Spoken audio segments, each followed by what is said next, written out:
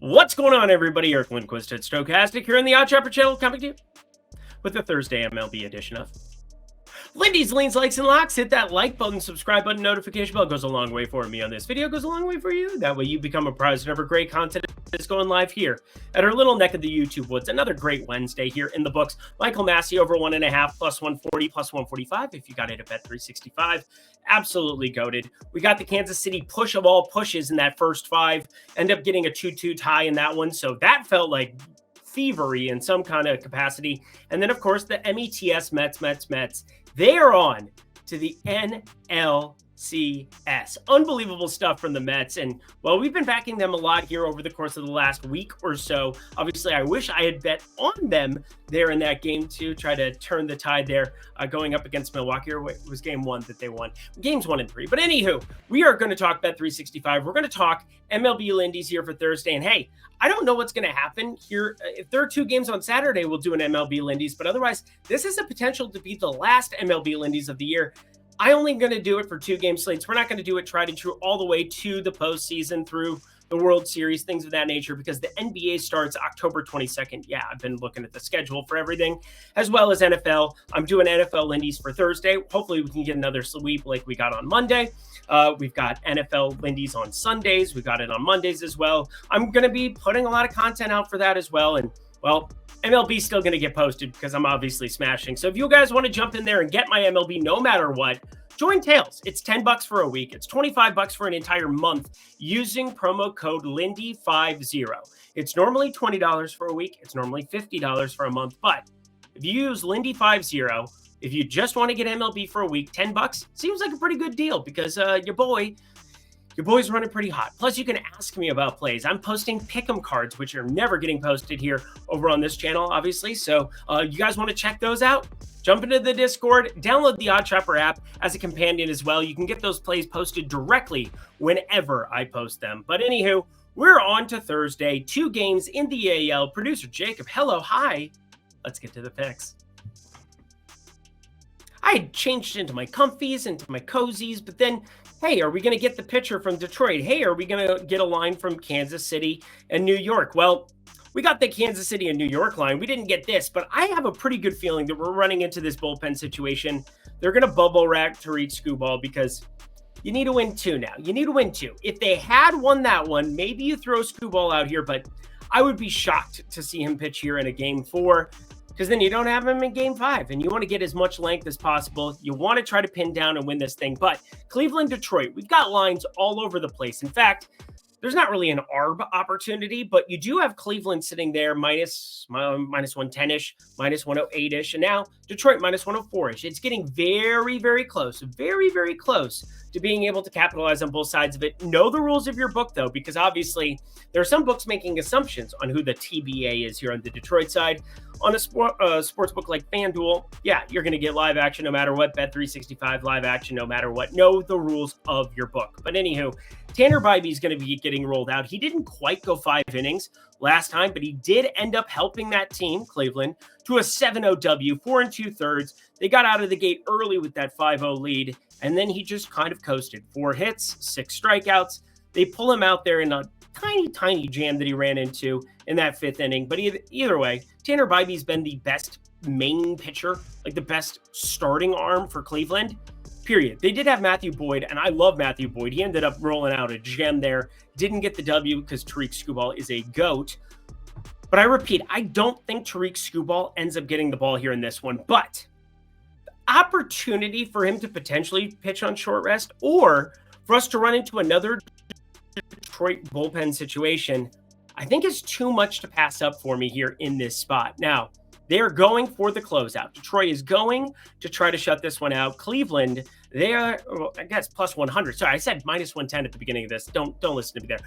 Plus 100 there. Even money on your side of the screen here. Tanner Bibee, they need to do everything they can to win this game. But with Tariq Skubal, you put him on ice here for the game 5. That's what I would expect them to do. I don't think we get him on short rest. I'd say there's like a 5% chance. Who I think gets rolled out, bear with me. Obviously, there's a lot of explanation here. Reese Olson, 43.7% hard hit, isn't looking lovely, but 361 expected slugging, 294 xWOBA, 60 degrees, and obviously a really good bullpen for pitching. I think there's some decent length you get out of a guy like Reese Olson. And then you run into the same thing, lefty, righty, lefty, righty, lefty, righty. So many different bullpen configurations that they can roll out on a day in, day out basis. They have a day off between what this game would be here on Thursday and the potential clincher on Saturday if there is one. So you can kind of do whatever you want if you're Detroit. Now, Cleveland, it also matters because they did use certain guys out of their pen as you work through their lefties.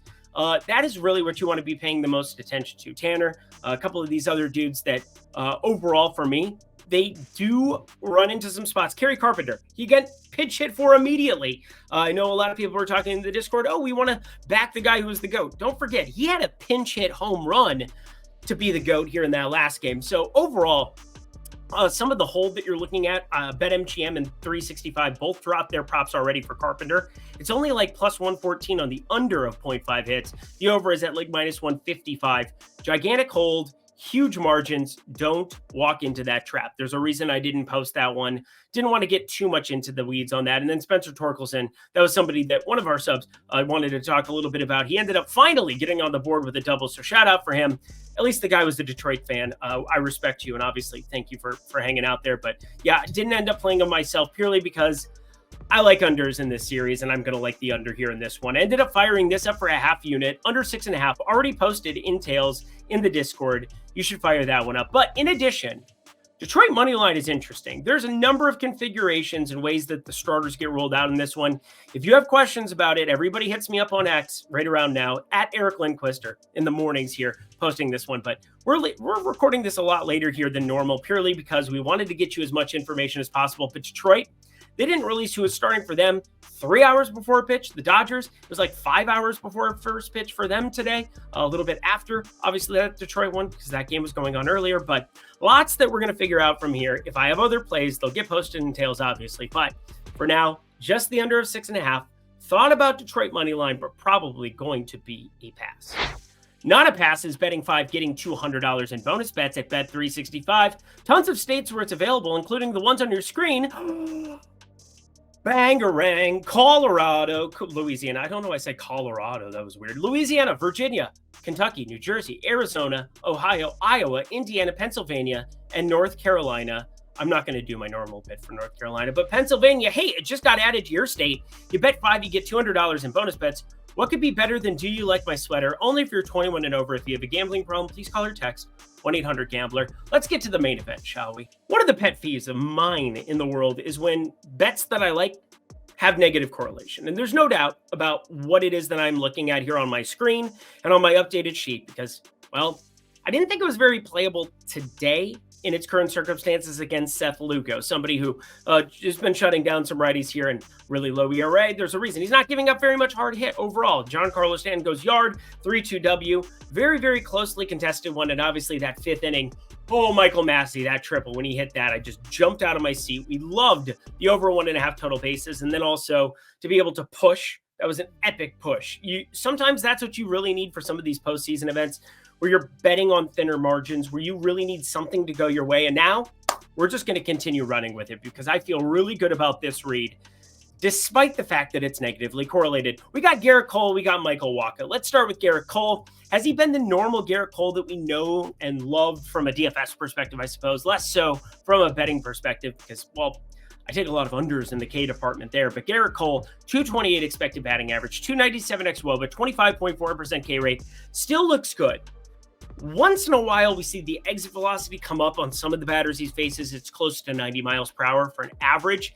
That's not ideal because 90 is your hard hit number and above. That's higher than you would want from your starting pitcher. He also brings a 17-degree average launch angle up against. That is not ideal either, but I gotta say Michael Wacha is the guy that I'm far more concerned about, and that's obviously being displayed here at plus 132, plus 130 across the marketplace. Why is that, Eric? Well, Michael Wacha has had reverse splits since as long as I can remember him. In fact, I generally, with Michael Wacha, combine his 2023 and 2024 data. Against lefties, 22.5% K rate. Against righties, just a 21% K rate. Against lefties, 151 expected ISO, so he strikes him out more and gives up less hard hit. Against righties, 180 expected ISO over the last 2 years. That is ridiculous. And we've seen 200 plus in 2022, 2021 sample sizes. I mean, the guy used to be a massive reverse splits liability. However, with that in mind, I don't really love what we're seeing out of Gleyber Torres, Juan Soto, and some of the other guys. Austin Wells been batting cleanup here routinely. I thought they were going to move Stanton up there potentially and move Austin Wells down the lineup, maybe move Jazz Chisholm, who, obviously has had some banter going with Kauffman Stadium. That's been funny to watch on the old X.com. But I will say, Michael Wacha, Aaron Judge exists. And Aaron Judge, he's waiting for that moment. They're up 2-1. They're in Kauffman. It feels kind of like a free roll, doesn't it? If you're the Yankees, you get to go back to Yankee Stadium no matter what now. That's got to feel good if you're them. I think we got to be looking at Aaron Judge home run numbers. I thought about it looking at plus 260, plus 255 at a number of places. In fact, Fanatics opened this at plus 330 just now as I'm recording this. So that's going to be on the higher echelon of what you're looking at. I think anything better than the plus 260, plus 265 number, if I can find a plus 290, plus 285, considering he hasn't done it yet throughout the series, I think we're waiting for that big Aaron Judge moment. And I think you could be getting it with a reverse splits pitcher like Michael Wacha, as well as a bullpen that, again, it's been successful so far, but we're talking about the best AL hitter in baseball. Shohei Ohtani on the NL side, obviously. But Aaron Judge, 60.8% hard hit, 484 xWOBA. Love all of that. Love all of it. But that being said, look at my screen. We have a 60-cent line and the run line.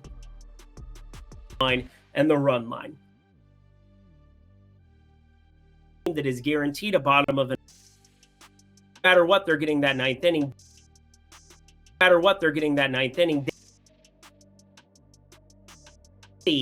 Does. They have guys. They have a number of different players. A number of ways that they might want.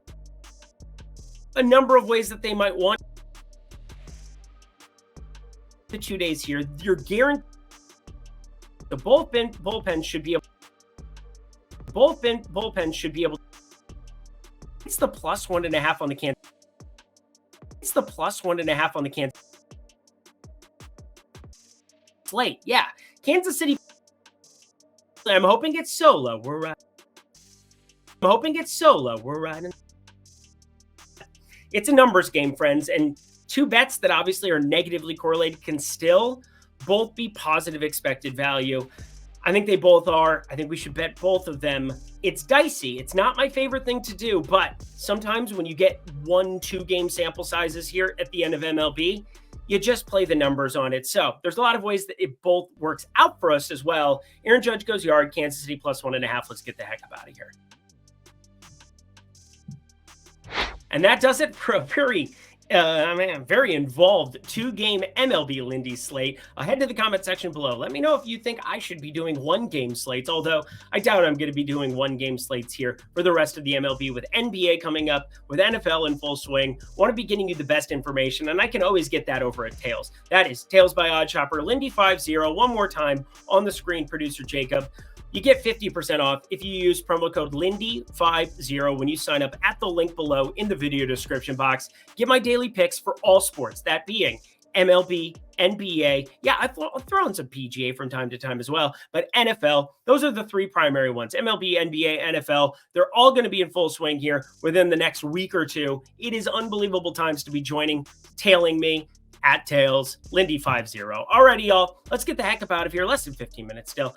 I'm Eric Lindquist. If this is the last MLB Lindy's, I don't know if it is or not, but if it is, this has been a phenomenal season. I'm sure we might get a 2-game slate here or there next week, but we'll see. Producer Jacob, thank you. Until then, I'm Eric Lindquist. Best of luck in the MLB streets on Thursday.